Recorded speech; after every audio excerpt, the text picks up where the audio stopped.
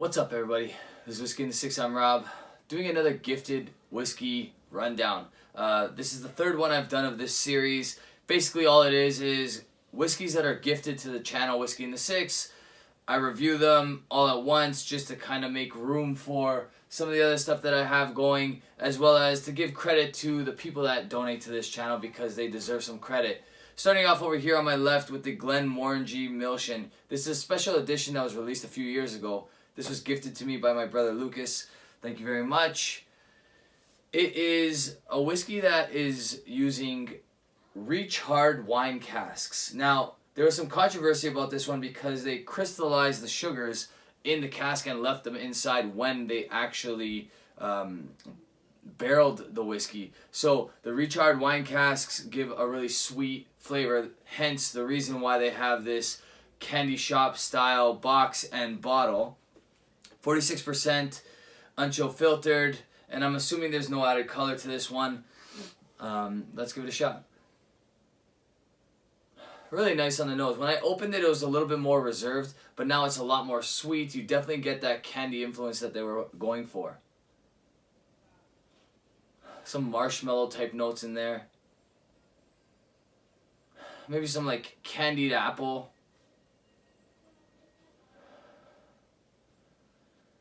Candied orange as well, maybe chocolate oranges. Really, really sweet on the nose. Not very alcohol forward.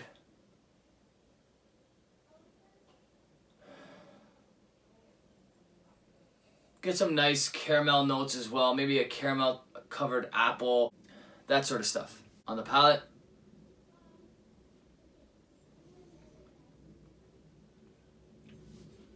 yeah, super smooth, super sweet.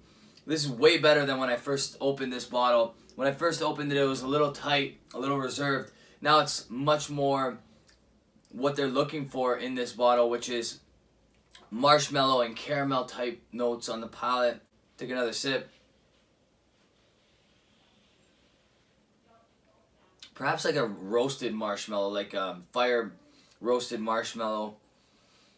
Really nice. Honestly, I don't feel that this is overly sweet. I definitely didn't feel that way when I opened the bottle, and it is sweeter now that it's had some time to open up, but it's not overly sweet by any means in my opinion. Actually, this is pretty good whiskey in my opinion.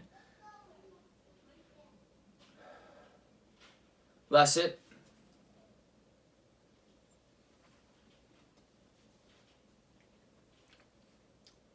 Yeah, really nice. I mean, these are more for the collector of Glenmorangie, but if you have a couple of these, definitely open one because you won't be disappointed. Once you get it past the neck and then leave it for a little while, it really opens up and comes into its own. It's not reminiscent of anything I've actually tried from Glenmorangie. Really nice, not overly sweet, but there is definitely some nice sweetness to it. I like it. Honestly, I'm going to give this one an 88. I think it's excellent whiskey. So thanks again to Lucas. Moving on to Dingle. This is an Irish single malt, triple distilled.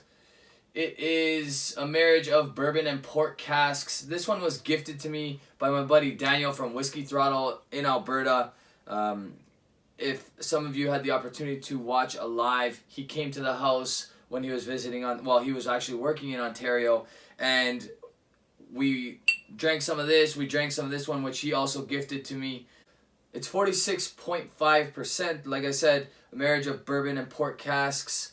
Not very common to get an Irish whiskey with port casks. The color is not super dark, so obviously maybe it's more heavy on the bourbon cask than the port cask. It's a no age statement. Definitely some oak influence on this one. I'm not sure how old it is. Like I said, it's a no age statement. But the oak is definitely there. Sweet. You get that port cask, but you also get that vanilla from the bourbon cask. Really nice. It's not typical of your Irish whiskeys that I've come to experience. This one is less tropical on the nose for sure. On the palate. On the palate, it's pretty oak forward, which is surprising. There is some port notes to it too. I do get some like strawberry sweetness, some raspberry type notes as well. There's a little bit of vanilla.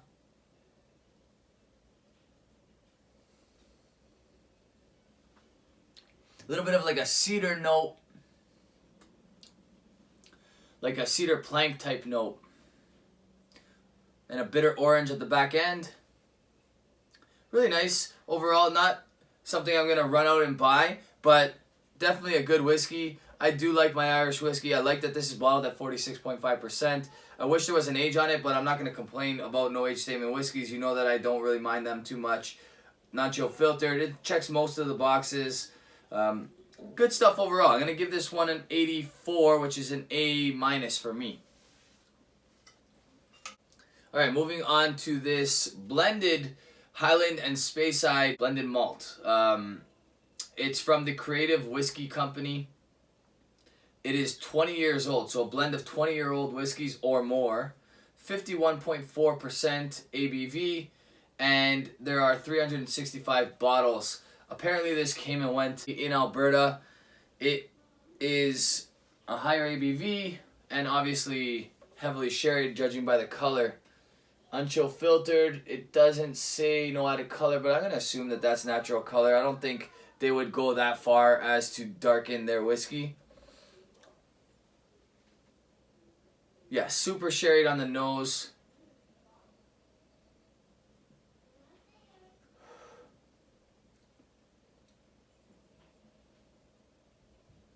Chocolate notes for sure. There are some espresso notes in here. A bit of sulfur as well, but there's something really sweet about the nose here. I'm wondering if there's actually Pedro Jimenez casks in this one. It does smell a little bit reminiscent of some Pedro Jimenez. There's like that sour, orangey, chocolate note that you get from Pedro Jimenez. Some nutty notes as well. I'd be curious to know which whiskeys are in this. Pretty cool that it's a 20-year-old and it's a blend of Highland distilleries and Speyside distilleries.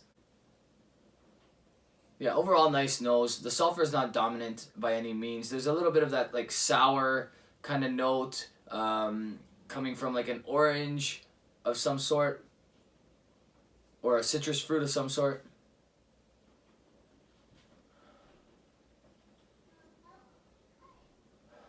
On the palate,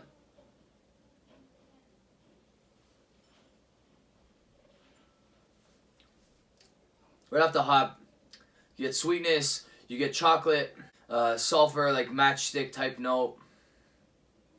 Back end is a little bit, I want to say, dark chocolate, like oranges. And then right at the finish, you get a little bit of espresso.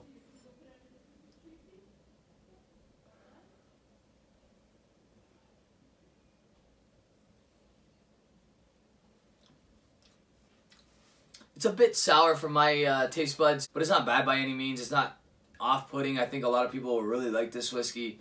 For me, though, I could do without that like sour taste. It kind of comes off a little bit like a rotting orange. Okay, so it sounds more off-putting than it actually is. It's not overly bitter by any means. It's just that sour note that kind of reminds me of my days working in produce at a grocery store. Nothing off-putting. I can see why a lot of people like this one. Overall, for me, though, that's going to be probably an 85. Really good whiskey. Thank you very much, Daniel, for both of these. I do have some samples to give out of the blend over here. I have you guys written down in your emails. All of the samples that are coming out from Whiskey in the Six will be coming out in January. Okay, so I'm going to send out a whole bunch of stuff in January when the post offices are less busy and things kind of slow down from the holiday season. I know some of you are well overdue, so expect to see that maybe towards the end of January, mid to end of January. So again, just to recap before we go to the last one, the Glentauchers, Gordon and Macphail. We got this Glenmorangie Milsean, which was an 88. We got this Dingle Irish Whiskey, which was an 84. This blended Creative Whisky Company whiskey that was an 85. So now to the Glentauchers, which is a 17-year-old 1998 Glentauchers refill sherry cask. 56.8% is the ABV. This was gifted to me by my good buddy Peter White. As you can tell, a lot of the same names coming out when I do these gifted whiskey videos. So thank you again, Peter White. Nose is beautiful on this one. It's a refill sherry cask, but you can tell it's still kept its quality because there's really nice notes coming off of this whiskey from like the sherry notes that you would come to expect from a first fill sherry cask. Yeah, beautiful like raspberry type notes.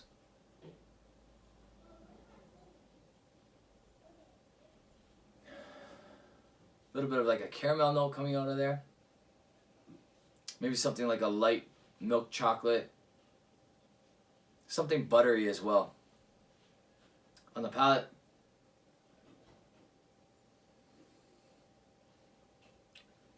Wow.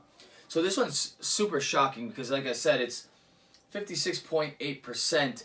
Does not drink anywhere close to that. Honestly, if you handed this to me, I'd probably think it was like 48%. I'm going to add a touch of water just to see if anything changes though.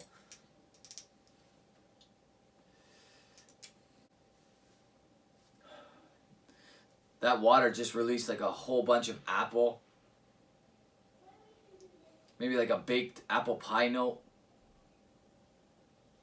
Still get that raspberry in there as well. So maybe it's like a apple pie baked with some raspberry as well. Wow, that's really nice.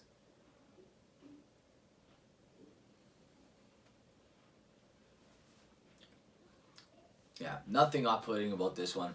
This is going to be a nice one to drink slowly. Definitely a lot of like baked good notes coming from this one.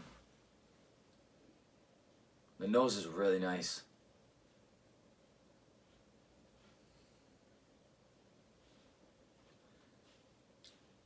Yeah, this one's a steal. I think he got this one for about $150 if I'm not mistaken. Maybe a bit more than that. Cask Stength, Gordon and Macphail.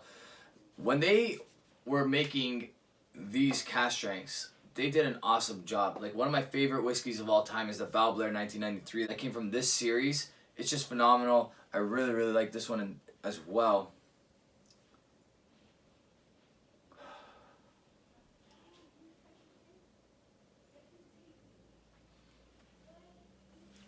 Yeah, my opinion, this one's like super underrated.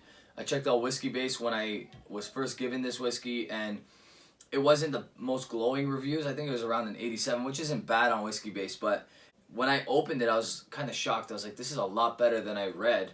And then I've had a couple drams since, and it's just really good whiskey. I'm not sure what people were thinking when they drank theirs. Maybe they had bad bottles or whatever, but this is really good. I'm going to give this one a 90. I think this is excellent whiskey. Okay, checks all the boxes. It's refill sherry, not first fill sherry. There's absolutely no sulfur notes whatsoever. Literally nothing off-putting about this. Good stuff. That's a 90. One guy in particular I really want to give a big thank you to is a guy that sent a huge super chat the other day. Richard, thank you so much, buddy. Really appreciate it. Guys, thank you so much for this. Lucas, Daniel, and Peter, I really appreciate the bottles. I really appreciate all the support for the channel. If you like this video, guys, hit the thumbs up. If you really like the video, you can hit the subscribe button if you haven't already. Hit the bell so that you get notifications for when I release videos. And you guys can follow me on Instagram, Twitter, Facebook, and you can support this channel on Patreon. Cheers.